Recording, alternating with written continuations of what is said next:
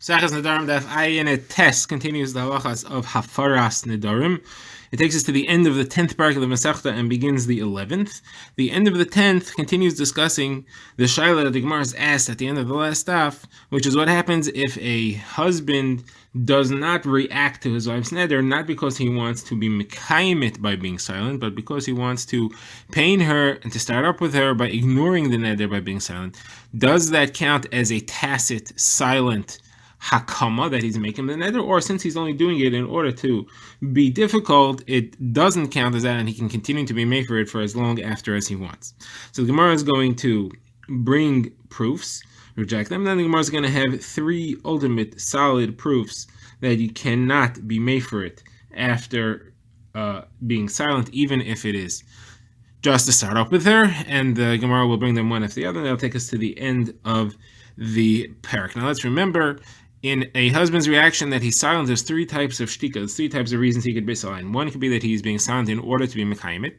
He's tacitly approving. He's not actively, he's not voicing his approval, but he's approving the neder, and he's being silent because he wants the neder to be mekayim.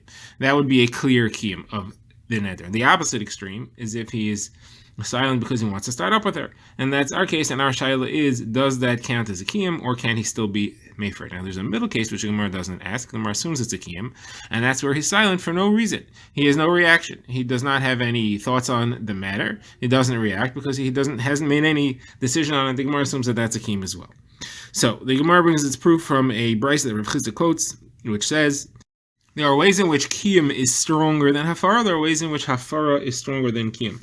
Now the brisa brings two examples of how kiyum is stronger than hafara. It does not quote examples of how hafara is stronger than kiyum. The Gemara will fill those in. What are the two ways in which kiyum is stronger than hafara, easier to do than hafara? So the two examples that the brisa brings is, one, silence can be a kiyum. Silence can never be a hafara. Second example, he can be mekayim just by thinking a kiyum. In his heart, he could be mekayim.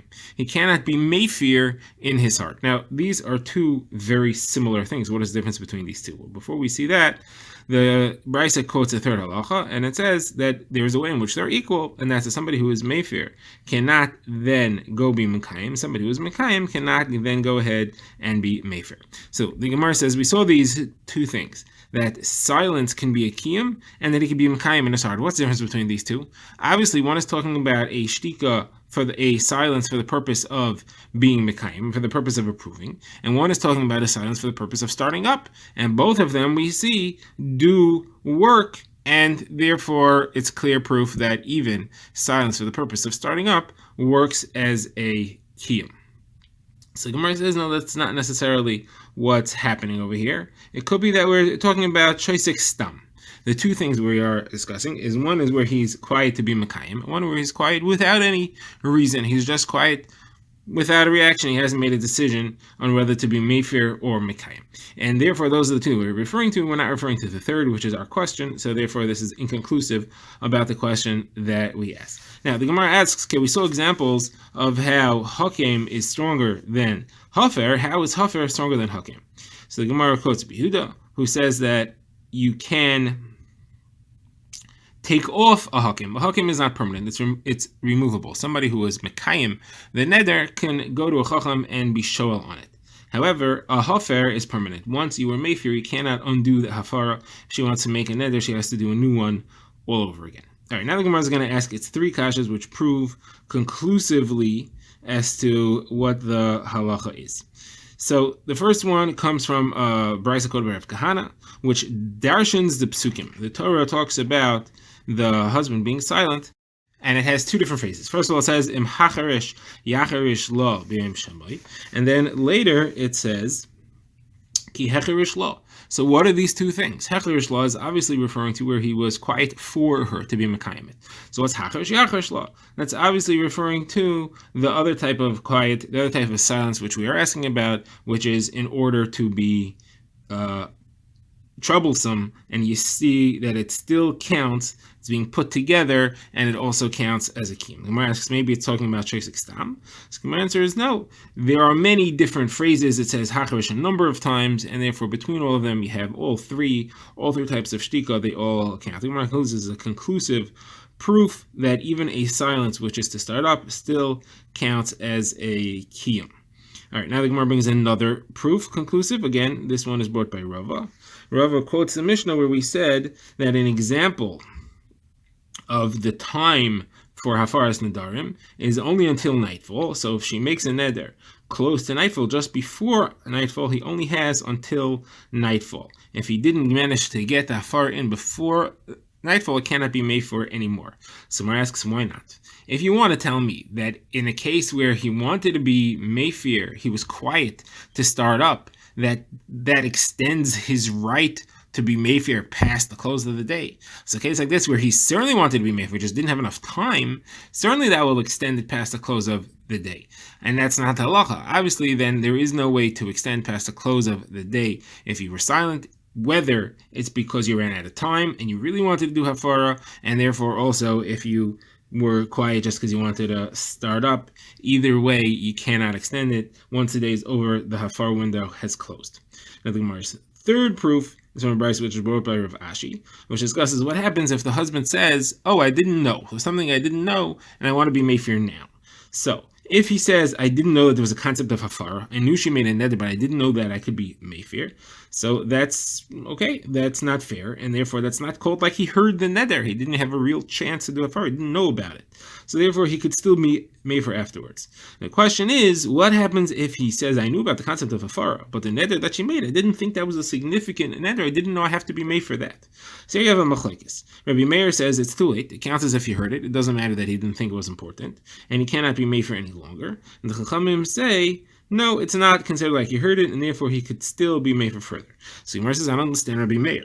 He would have been Mayfair had he understood the halacha, so then that's not any worse than if he's quiet because he wants to start up. Either way, his silence doesn't show approval. His silence is a product of the fact that he was not approving. So therefore, if you could be Mayfair in a situation where you were quiet because you wanted to start up, certainly you could be Mayfair in a situation where you were quiet because you didn't know that you need to be Mayfair. The fact that that's not true shows that you cannot be Mayfair under any circumstances if you were quiet, even if you did it in order to start up. All right, this takes us to the end of the 10th parak. Now we start the 11th parak, which discusses the halachas of what type of nedarim can a husband be Mayfair. Not every neder that a woman makes is Mayfairable. So there are two types of nedarim generally that could be Mayfairable, and those are inui nefesh and beinai leveino. Inui nefesh means it's something which involves a deprivation to her, which is difficult to bear. That's the kind of thing that he could be Mayfair. Beinai leveino is something which is between him and her. It's relevant to the life that they share, relevant to the relationship between them. The Gemara will discuss what the difference is between the two as far as halacha, if there is a difference at all. So let's begin the Mishnah. The Mishnah says these are the things that a person could be Mayfair for his wife because of inui nefesh. And it gives two examples according to the Tanakama. A good example is if she says, "Neder, I'm not going to wash," or if she says, "Neder, I'm not going to put on makeup." Now, those go into the category of inui nefesh. The Gemara says, the Mishnah says, does not say that the count says between him and her. It counts as inui nefesh. Now, Rabbi Yossi says this is not inui nefesh. This is not such a big deal. A person can handle these things. Inui nefesh is if she's not going to eat any fruit in the world. So that's the kind of thing that he could be made for because it's inui nefesh. He can't. That's a unreasonable deprivation. He can't handle that. Now, if she makes a more narrow, similar declaration, like she says, "I'm not going to eat fruit from a certain country," so if it's this country that they live in, that's not a problem. But if it's any other country, so you don't have to eat fruit from that country. Or if she says, "I'm not going to eat fruit from a particular store," so you could buy from somewhere else. Now, if he, for some reason, always gets his food from that store, like he has a relationship with that store owner or he gets a salary from there, then already he could be Mayfair because it's called inui nefesh. It's too big a deal to just switch to somewhere else. Okay, so now the Gemara begins. We've seen machlekes now between Rabbi Yossi and the Chachamim what counts as inui nefesh or not. So the Gemara asks, what are you telling me that the only thing you could be Mayfair is inui nefesh? I have a brayso that says, "Bein ish le'ishtoi, bein av le'bitoi." The pasuk describes hafara as between a man and his wife, between a father and his daughter. That shows that you could be made for things between a man and his wife, things which are between them. So that shows this is a whole other category of things. It doesn't have to be dvarim shel inui nefesh, anything between him and her. So the Gemara says, yes, both are correct categories. Either one. You could be made for something which is beinai leveinatzmai, even if it's not inui nefesh, and you could be made for something which is inui nefesh, even if it's not beinai leveinatzmai. What's the difference in halacha? So now the Gemara tries two attempts to explain the difference in halacha. So Gemara first wants to say a neder which was mufar because it was bein oy leveina is only mufar as long as they're married. Once they're divorced, it's off because the relationship no longer exists. The hafara is canceled, and the neder is chal on her as soon as she leaves the marriage. Something which is inner nefesh, that's something which is nothing to do with their marriage. It's something which is general for her, and therefore it exists even after their marriage ends.